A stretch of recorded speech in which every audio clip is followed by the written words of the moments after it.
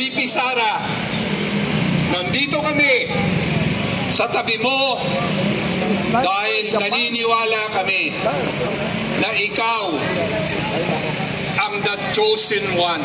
Yes! Duterte! Duterte! Duterte! Duterte! Duterte! Duterte! Duterte! Duterte!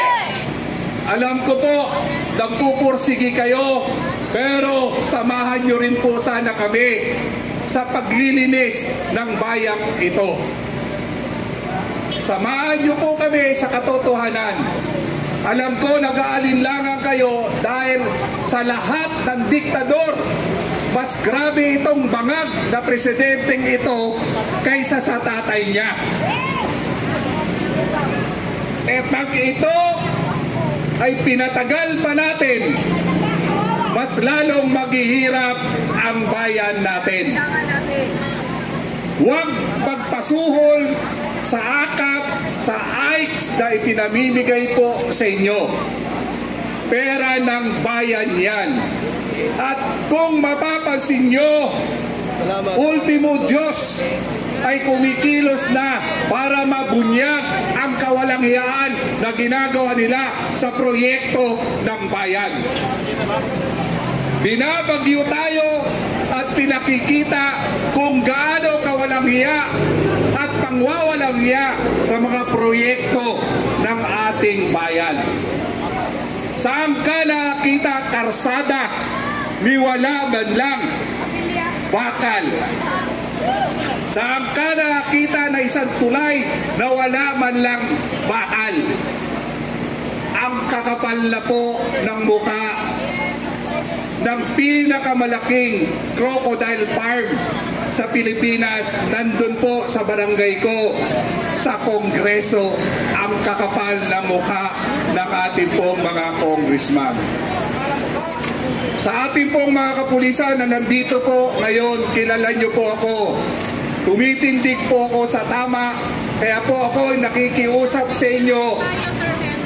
Kami po ay nandito para po ihayag ang karapatan po namin. Nandito po kami para itama ang ating pagkakamali.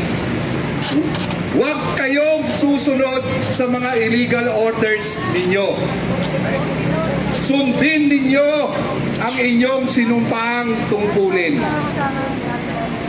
Kami ay nagpapahayag ng aming constitutional right. Nakasaad po yan sa saligang batas. Lahat tayo ay pwedeng maghayag ng ating damdamin. At dapat walang balat sibuyas ang mga makakapal na mukha ng mga buhayang congressman.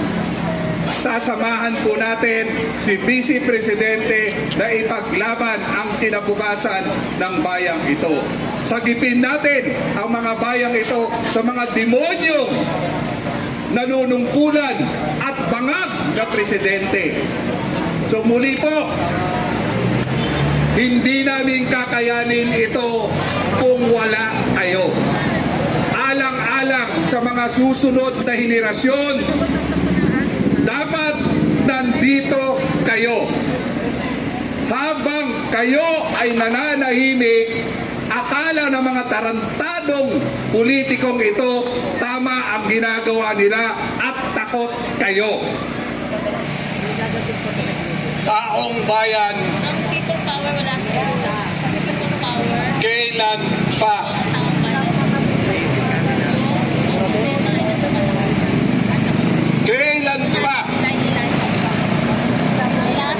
kayo kikilos? Shoutout kay Ma'am Boljak Sniper Black. Yan po mga kababayan natin. Kilos na. Tingnan mo ang membro ng pamilya mo. Tingnan mo ang mga anak mo. Subscribe sa Forecast. Kung deserve pa nila ang paghihirap ninyo ngayon. Mayaman ang bansang Pilipinas. Yes, talagang mayaman. Kaya lang nilalapastangan ng mga ilang bulaang lingkod bayan. Lord, ano pa ba ang dapat namin gawin Ayun, sabi ni Sniper Japan. para magising ang sambayanang Pilipino? Mayaman at saka si Bojack Sniper Black. Japan sa ilang lahat. Kailangan ba magbuwis ng buhay? Kailangan bang mga sakuna pa na mas malala sa sakunang naranasan namin? Kailangan bang ang taong bayan ang magbayad sa kawalang-hiyan ng mga lingkod bayan? Ayan, mga...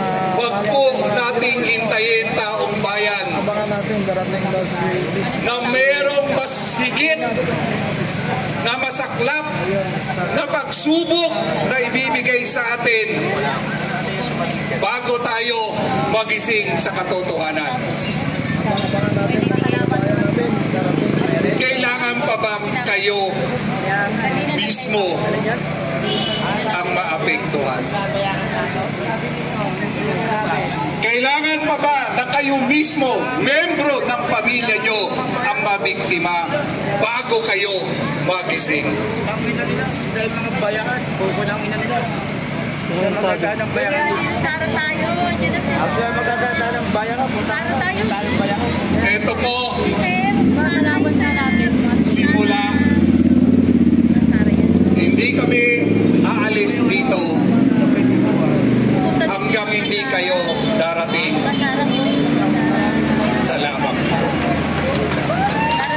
Kaya mo, kuya, yung mga tuwal kaya kayo dyan. Kahit 10 lang kaming matira rito, Tama ba yung ginagawa sa pamilya Duterte? di baling 10 ang matira. Ng Presidente Duterte lahat, naglaban ni Duterte, pamilya nila, baka manibig na. May titindig at titindig Laban. O ngayon yung ginagawa sa pamilya Duterte. sa tama. Tama ba yan?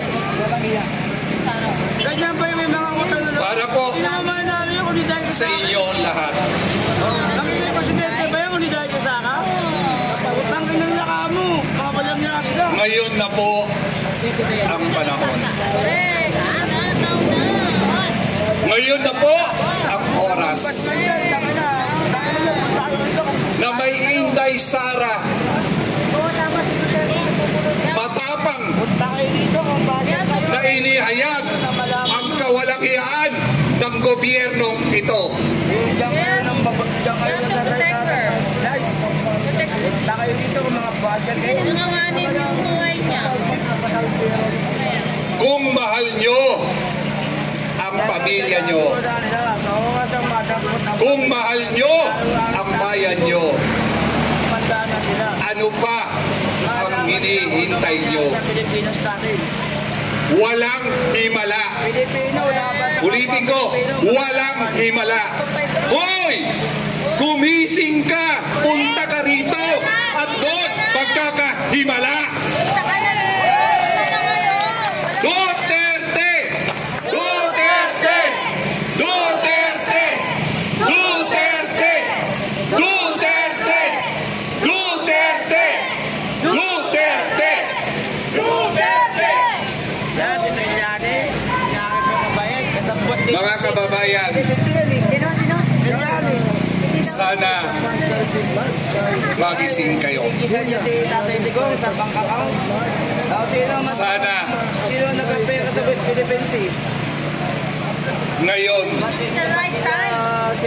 ang tamang oras. Now, Diyan na to.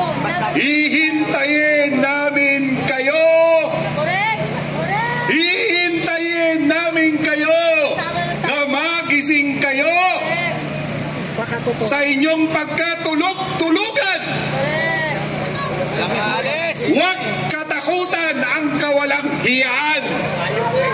Huwag katakutan ang paninigil ng karapatan. At higit sa lahat, huwag isuko ang ating karapatan. Dahil ang nangyayari kay Atty. Lopez, nangyari na sa iba, nangyari sa ordinaryong tao, nangyari sa isang abogada, mas masaklap ang mangyayari sa inyo pag nananatili kayong walang kibo. Tandaan nyo, hinihintay namin kayo dito. Duterte! Duterte! Duterte! Duterte! Duterte! Duterte! Duterte! Duterte! Bayan ko, kay hirap mong ipaglaban. Bayan ko, para sa iyo ito.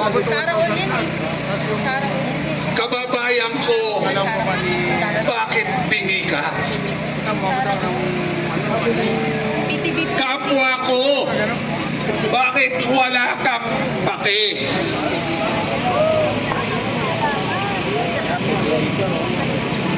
Bayan ko, kababayan ko, kailan ka